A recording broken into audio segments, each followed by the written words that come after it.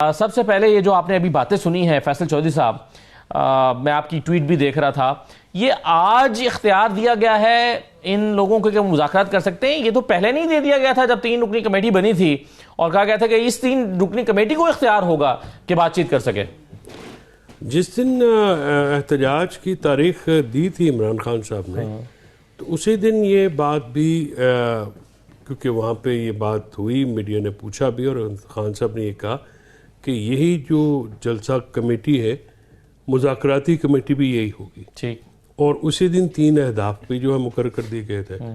اور آج بیکاز میں اڈیالہ میں ہوتا ہوں، آج بھی میرے سامنے یہ گفتگو ہوئی تو وہ پھر میں جب باہر آیا وہاں پہ فون نہیں چلتے اڈیالہ کے پریمیسز میں، وہاں سے کوئی آگے پیچھے ہو کے فون، تو وہاں پھر مجھے اطلاع ملی کہ ایسی کوئی خبر چلی کہ جیسے خان صاحب نے جو مذاکرات کے لیے جو ہے وہ ایک دے دی ہے اجازت، تو اس میں انہوں نے یہ اجازت جو ہے وہ جو اہداف ہیں ان سے متعلق دی ہے، اور انہوں نے یہ کہا ہے کہ ایک سوال کے جواب میں انہوں نے یہ کہا تھا کہ اگر مذاکرات ہوتے ہیں تو اچھی بات ہے، مذاکرات سے تو کبھی انکار نہیں ہوتا، مذاکرات ہم نے پہلے بھی کیے تھے، تو سنگجانی ہوئے جب انہوں نے جلسہ معطل کرایا اس کے بعد ہمارے بندوں کو پھر یہ پکڑ کے اندر دے دیا۔ لیکن علی امین گنڈا پور صاحب کی ملاقات کا ہونا یہ معنی خیز نہیں ہے، کیونکہ جب نہیں ملاقات ہونے دینی ہوتی تو پھر اسلام آباد ہائی کورٹ بھی کہتے تو نہیں ہوتی ملاقات، آپ تو جانتے ہیں ملاقات پھر نہیں ہوتی۔ علی امین گنڈا پور کی ملاقات جو کہ احتجاج کو لیڈ کر رہے ہیں اتنی آسانی سے کیسے ہو رہی ہے؟ خان نہیں حضور، علی امین گنڈا پور کی ملاقات کب نہیں ہوئی؟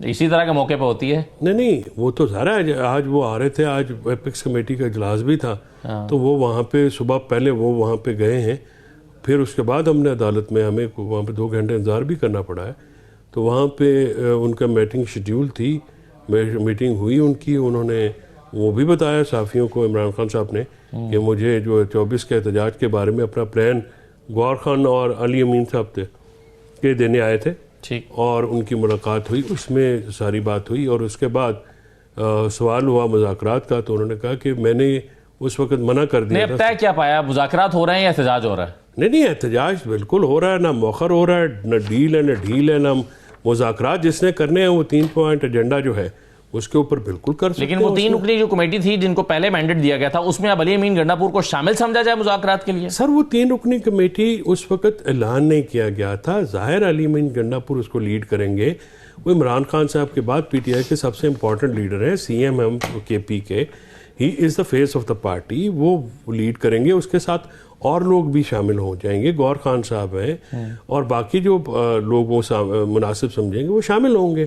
ظاہر ہے 1 آدمی یا 2 آدمی جو پولیٹیکل جماعتیں ہیں وہ مذاکرات سے تو انکار کوئی بھی نہیں کرتا۔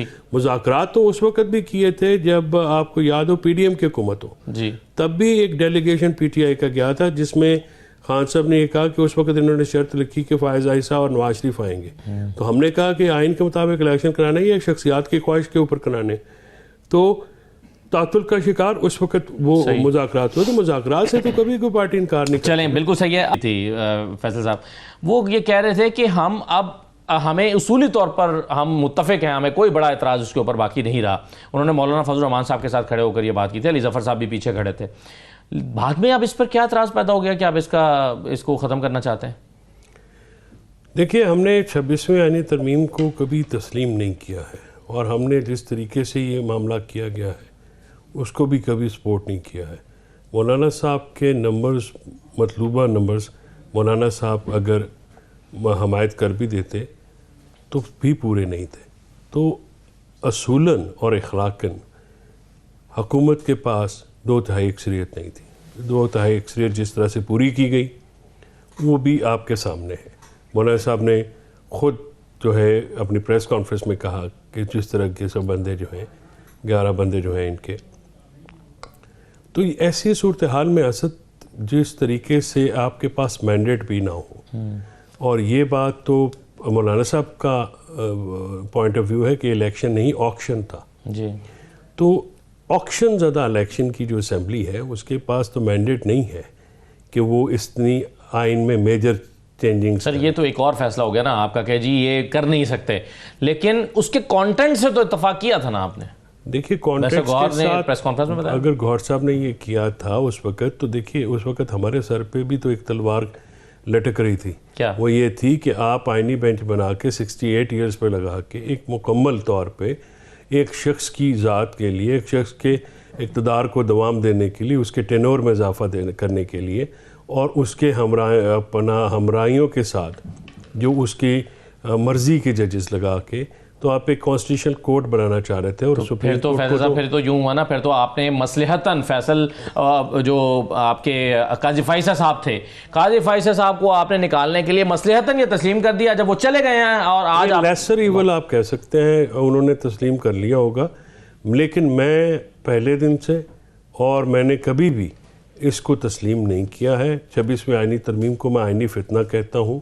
اس میں تو بلاول بھٹو بھی آن ریکارڈ ہیں کہ گورنمنٹ نے ان کے ساتھ ہینڈ کر دیا ہے. اس وقت کچھ اور بات کی، بعد میں کچھ اور بات کی. یہ حکومت جو ہے یہ اپنے حواریوں کو، اپنے حمایتیوں کو، اپنے دھادیوں کو بھی دغا دینے سے باز نہیں آتی.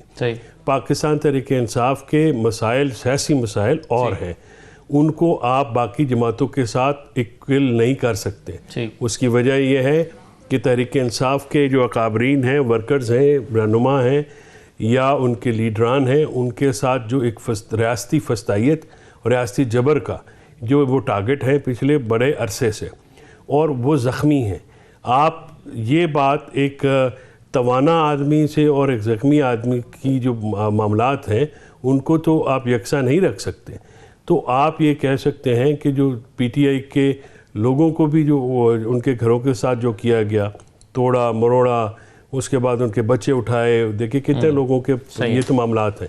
تو بات یہ ہے کہ 26ویں آئینی ترمیم پہ تو بات ہو جاتی ہے، لیکن کن حالات میں کس طرح سے کی گئی اس کو بہت آرام سے اگنور کر دیا جاتا ہے. یہ بات جو ہے یہ ناقابل قبول ہے، کم سے کم میرے لیے، کہ ایک طریقہ کار جو آئین میں دیا گیا ہے. اب تو عدالت سے واپس کیا جائے. کیا آپ یہ تو نہیں ہو سکتا نا کہ عطا طاہر صاحب ایک لا منسٹر صاحب کے ساتھ بیٹھ کے ایک پریس کانفرنس کر رہے ہو، کہیں گے جی آج ہم آپ کا مینڈیٹ واپس کر رہے ہیں؟ کیا آپ کے ذہن میں پروسیس ہے، کیسے ہوگا یہ؟ دیکھیے غوری صاحب کی اس بات میں وزن ہے کہ اگر مینڈیٹ واپس آپ کرانا چاہتے ہیں، فری اینڈ فیئر الیکشن جمہوریت کے اساس ہے. جی اس وقت اگر پارٹیاں، اپوزیشن پارٹیاں اس نقطے پہ بھی آتی ہیں کہ ہمیں ایک فری اینڈ فیئر الیکشن دے دیا جائے، اور پاکستان تحریک انصاف کی جو موجودہ صورتحال ہے، مجھے نہیں لگتا کہ اس پہ کسی کو کوئی اعتراض ہو سکتا ہے، کیونکہ عمران خان کی جو سیاسی مقبولیت ہے یا اس میں دو رائے نہیں ہے. لیکن پروسیس تو دیکھیے، پروسیس یہ ہے ڈیٹیلز، موڈیلٹیز آپ کہہ رہے ہیں کہ کیا ہوگا. سب سے پہلے تو یہ جو بنیادی جو آپ ڈیمانڈ کر رہے ہیں وہ قابل عمل بھی تو ہونی چاہیے. نہیں، قابل عمل ہے. دیکھیے بات یہ ہے کہ آپ ہماری ریزرو سیٹس کیوں دبا کے بیٹھے ہیں؟ آپ نے کہا الیکشن ٹرائبیونلز، آپ انڈیپینڈنٹ الیکشن ٹرائبیونلز لگائیں گے نا. آپ جو پہلے آپ نے ججز کو لگایا ہے وہ کس بنیاد پہ چینج کیا ہے، اس کی کوئی وجہ بھی تو دیں گے نا. آپ ریٹائرڈ ججز کو ایک دفعہ جب پی ڈی ایم کی حکومت آتی ہے تو وہ یہ شک نکالتی ہے الیکشن ایکٹ سے کہ ریٹائرڈ ججز لگ سکتے ہیں، اور حاضر سروس ججز کی شک ڈالتی ہے. پھر کیا ایک دم سے کہ 3 مہینے بعد ان کو دوبارہ یاد آتا ہے تو یہ پھر جو ہے اس کو چینج کر کے پھر وہی پرانی چیز ڈالتے ہیں. تو قانون کو موم کی ناک تو نہیں بنانا چاہیے. اگر کوئی قانون میں آپ نے تبدیلی لانی ہے تو اس کا کوئی ٹھوس وجوہات تو ہونی چاہیے.